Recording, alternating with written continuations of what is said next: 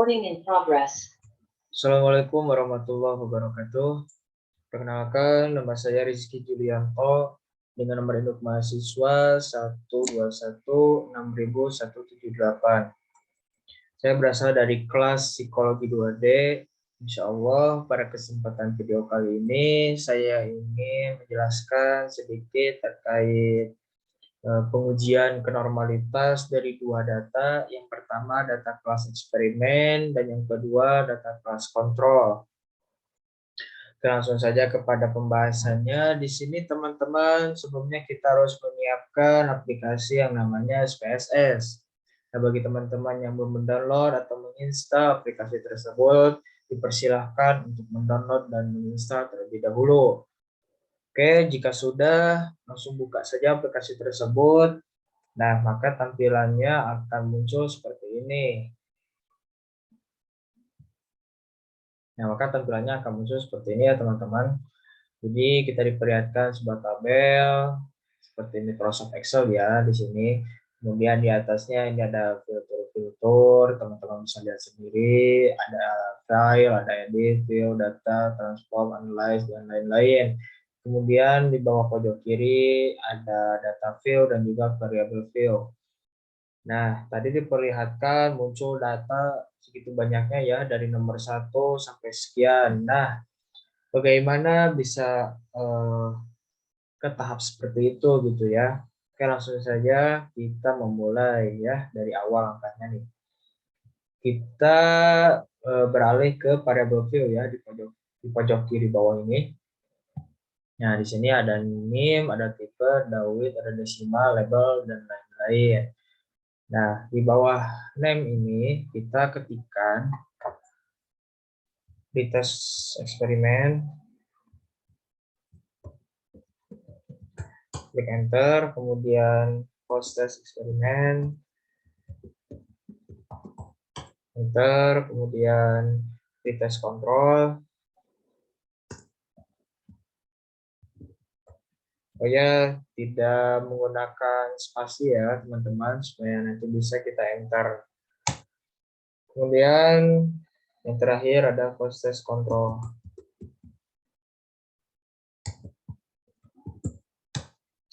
Nah, jika sudah seperti ini muncul kan di bagian tipe, width, decimal, label, values, missing, column, align, measure, dan juga row. Nah, di sini kita ke desimal ya. Desimalnya kebetulan kita tidak menggunakan angka, jadi kita tulis 0 saja semua ya.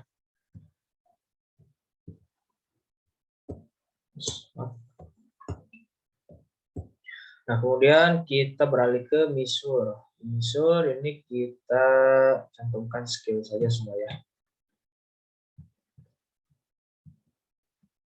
Nah, jika sudah seperti ini, maka tampilannya sebelumnya saya tampilkan nanti akan muncul ya di atas. Nah, di bagian ini sini di data view. Ya, kita beralih sekarang ke data view. Nah, maka muncul di atas seperti ini. Tidak hanya sampai di sini, kita akan menulis atau mengetik data angka-angkanya di sini ya semua. Nah, nanti teman-teman ketik saja secara manual satu persatu. Nah, berhubung kita memperhemat waktu ya supaya lebih hemat juga ya, tidak lama gitu. Saya langsung mengcopy paste saja angka-angkanya. Nah, maka seperti ini ya.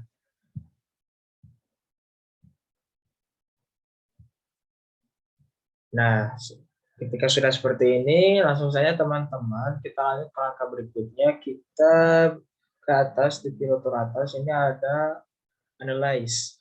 Kita klik analyze. Kemudian kita pilih descriptive statistik. Kemudian klik export. Nah, dari penulisan tadi, ini kan ada pretest eksperimen, post test eksperimen, pretest kontrol, dan juga post test kontrol. Ini kan di posisi sebelah kiri, kita pindahkan ke dependent list, ini di posisi sebelah kanan ya, yang atas ini. Teman-teman mau dilakukan secara bersamaan, ini dipindahkan ke kanan atau secara satu persatu itu tidak jadi masalah. Nah, sekaligus kita memperhemat waktu aja, kita pindahkan semuanya ya ke sebelah kanan.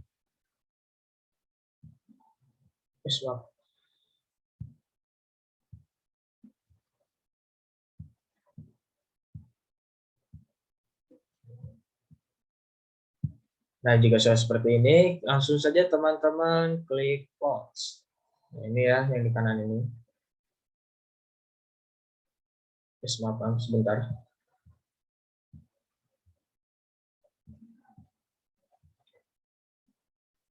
Nah, di sini kita membutuhkan nanti data test of normality-nya ya. Jadi normality positive test-nya kita centang, nanti ini menjadi poin intinya ya, yang akan kita uji kenormalitasannya. Nah, setelah itu kita klik continue, klik OK. Nanti teman-teman tunggu beberapa saat, nanti akan diperlihatkan tampilan ke slide lain ya. Seperti ini tampilannya. Nah, seperti ini teman-teman. Nah, seperti ini ya. Nanti teman-teman ke bawah, ya, kita cari test of normality-nya. Test of normality yang pre-test eksperimen, post-test eksperimen, kemudian pre-test control, dan juga post-test control. Nanti teman-teman cari yang bertulisan test of normality. Nah, ini kotak ini ya, yang udah dikasih tanda kuning. Nah, kalau sudah ditemukan semua, langkah selanjutnya kita dibutuhkan satu aplikasi lagi yang namanya Microsoft Word ya. Jadi di sana kita akan sekaligus menguji ya data kenormalitasannya, apakah data tersebut berdistribusi normal atau tidak berdistribusi normal. Oke, langsung saja supaya memperhemat waktu, teman-teman langsung buka aplikasi yang namanya Microsoft Word. Dan jangan lupa sebelumnya ini kita salin ya test of normality-nya beserta data-data yang kita tuliskan di awal tadi ya di layar ini nih, sebentar. Nah, di layar sini nanti ini si angka-angkanya teman-teman salin juga ya. Nanti sesuaikan di Microsoft Word itu sesuai ini nih, yang di atas ini free test eksperimennya nanti datanya seperti ini, yang force test eksperimen datanya seperti ini, dan juga seterusnya gitu ya teman-teman. Oke, langsung saja kita buka aplikasi Microsoft Word. Nah, supaya lebih memperhemat waktu, saya sudah menyalin semua dari data kelas eksperimen, test of normality-nya beserta ini datanya ya yang di pinggir di sini. Nanti teman-teman langsung salin saja, ikuti langkahnya seperti ini juga. Oke, langsung saja di sini kita akan menguji data kenormalitasannya. Di sini ada Kolmogorov Smirnov dan juga Shapiro-Wilk. Dan di sini di bagian sigmanya nanti kita akan uji dengan alfanya ya. Nah, di sini ini alfa. Alfanya itu 5% ya, 5%. Dan jika 5% didesimalkan itu menjadi 0,05 ya. Dan di sini saya sedikit membaca dulu ya, dari hipotesis statistik ada H0, ada H1. Nah, H0 ini data yang berasal dari populasi yang berdistribusi normal. Dan ini yang H1 adalah data yang tidak berasal dari populasi berdistribusi normal. Kemudian di sini ada statistik uji kenormalitasan sigma dan uji kenormalitasan juga, ini ada dua ya. Kemudian ini di bawah ada kriteria uji ya. Ada kriteria uji HO ditolak jika sigma atau value lebih kecil daripada alfanya 0,05. Kemudian yang kedua, HO diterima jika sigma atau value lebih besar dari alfanya 0,05 ya. Oke, langsung saja kita uji ya. Bentar. Nah, di sini. Ini sigma ini sebetulnya pakai 0 ya. Di statistik DF sigma, statistik DF sigma. yang Kolmogorov Smirnov sama Sapirowilnya ini sebetulnya pakai 0 ya, karena berhubung ini adalah pembawaan dari sistemnya sendiri, jadi tidak dicantumkan 0 ya di atas ini. Maka kita langsung saja di statistik uji kita uji ya ini apakah data dari Kolmogorov beserta Sapiro ini berdistribusi normal datanya ataukah tidak berdistribusi normal. Oke, kita langsung saja ketik 0,178. Kemudian yang di bawah yang Sapiro-Wilks sigmanya 0,068. Teman-teman nih apakah bisa menjawab atau mungkin sedikit untuk berpikir gitu ya, apakah ini lebih kecil atau lebih besar dari alfanya nih yang 0,05? Jawabannya adalah lebih kecil ya, lebih kecil daripada 0,05.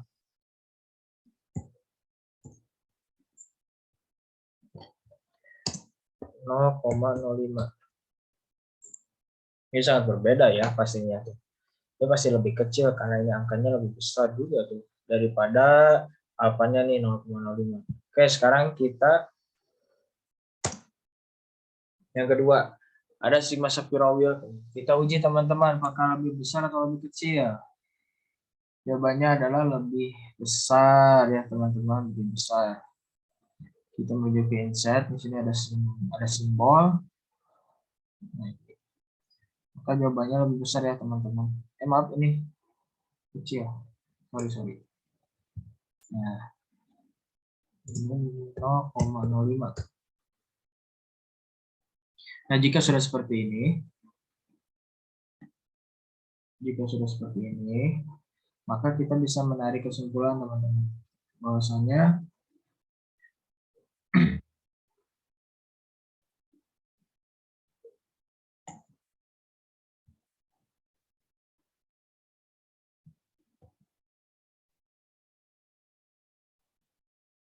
oh ya, mohon maaf sebelumnya ini ada sedikit kesalahan dari penjelasan tadi. Mohon maaf, kita ulangi terlebih dahulu ya.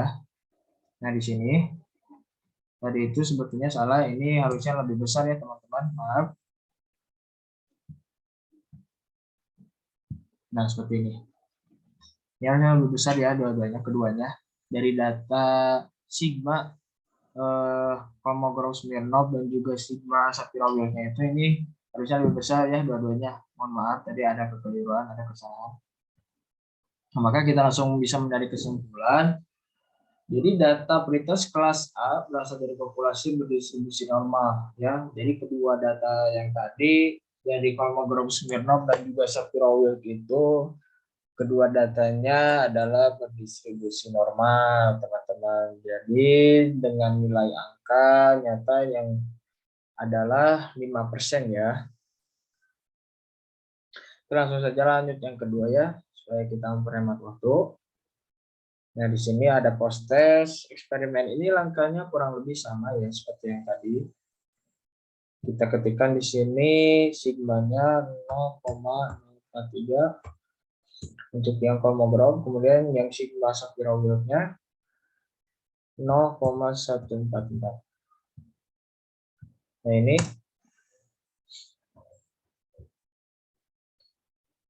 bagi teman-teman nih, kira-kira ini jawabannya apa? Lebih besar atau lebih kecil daripada 0,05? Maka jawabannya adalah lebih kecil ya. Jawabannya lebih kecil daripada 0,05 alfanya. Nah, ini kemudian yang kedua, jawabannya adalah lebih besar ya. Kita ke simbol, ke bagian insert, kita ke simbol. Lebih besar dari 0,05. Nah, maka jika sudah seperti ini, kita bisa menarik kesimpulan pula. Nah, ini berbeda ya dari yang pretest eksperimen. Karena sigma dari Kolmogorov-nya itu lebih kecil daripada alfanya, tapi sedangkan untuk sigma yang Sapiro-Wilks-nya ini lebih besar daripada alfanya 0,05. Maka kesimpulannya adalah berdasarkan uji normalitas menggunakan uji kenormalan Kolmogorov Smirnov, data di atas tidak dapat dikatakan berdistribusi normal ya. Tetapi yang kedua tidak dapat memenuhi sedangkan uji kenormalan Shapiro-Wilk-nya itu dapat dikatakan berdistribusi normal ya, karena dapat memenuhi kriteria uji normalitas. Gitu teman-teman ya. Jadi yang sigma Kolmogorov-Smirnov ini tidak dapat memenuhi kriteria uji kenormalitasannya ya, karena sigma itu lebih kecil daripada alfanya. Jadi data yang sigma Kolmogorov ini tidak berdistribusi normal, sedangkan yang Shapiro-Wilk ini memenuhi kriterianya ya. Jadi bisa dikatakan ini jawabannya adalah berdistribusi normal. Oke, langsung saja lanjut ke step selanjutnya.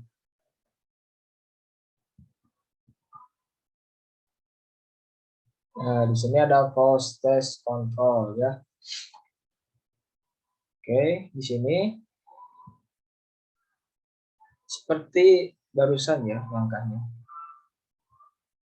Sama persis kita ketik di sini 0,09 yang sigma Kolmogorov-nya. Kemudian yang kedua ini sigma Shapiro-Wilk-nya 0,072. Jawabannya nih apa kira-kira teman-teman? Lebih besar atau lebih kecil daripada alfanya? Kalau jawabannya adalah lebih kecil ya. Nah ini yang kedua, apakah lebih besar atau lebih kecil? Kalau jawabannya lebih besar ya teman-teman. Jawabannya lebih besar daripada 0,05. Maka kesimpulannya ini sama ya dengan proses eksperimen. Kita ke bawah.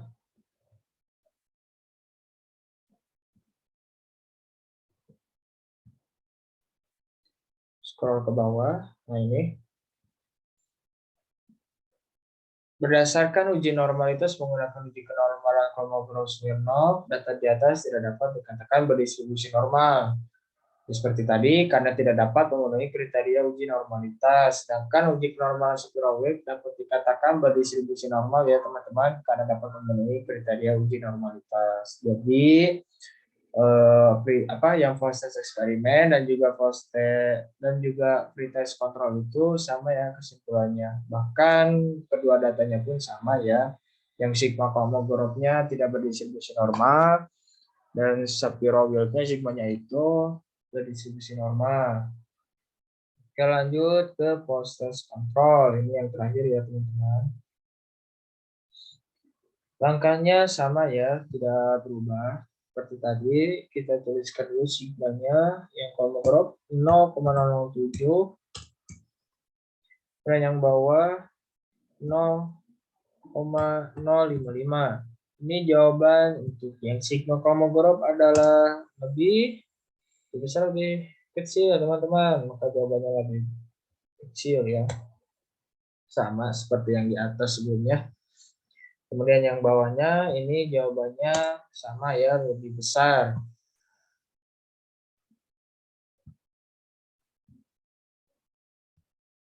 Nah,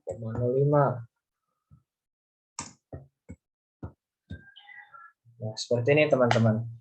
Jadi kesimpulannya lagi-lagi sama ya dengan proses eksperimen dan juga pretest control. Nah, berdasarkan uji normalitas menggunakan uji kenormalan Kolmogorov-Smirnov, data di atas tidak dapat dikatakan berdistribusi normal karena tidak dapat memenuhi kriteria normalitas, sedangkan uji kenormalan Shapiro-Wilk itu dapat dikatakan berdistribusi normal karena dapat memenuhi kriteria uji normalitasnya. Oke, kita bisa tarik kesimpulan dari keseluruhan data kelas eksperimen dan data kelas kontrol yang sudah tadi dibahas ya. Maka yang pretest eksperimen ini berdistribusi normal ya dari kedua data sigma Kolmogorov-Smirnov dan juga sigma Shapiro-Wilk-nya. Sedangkan untuk yang false test eksperimen itu keduanya berbeda. Yang Kolmogorov-Smirnovnya itu berdistribusi tidak normal, sedangkan yang Safirovitnya itu berdistribusi normal ya. Kemudian yang pretest kontrolnya itu, bentar. Nah, untuk yang pretest kontrolnya pun ini sama ya, seperti yang post test eksperimen. Kolmogorov-Smirnovnya itu berdistribusi normal,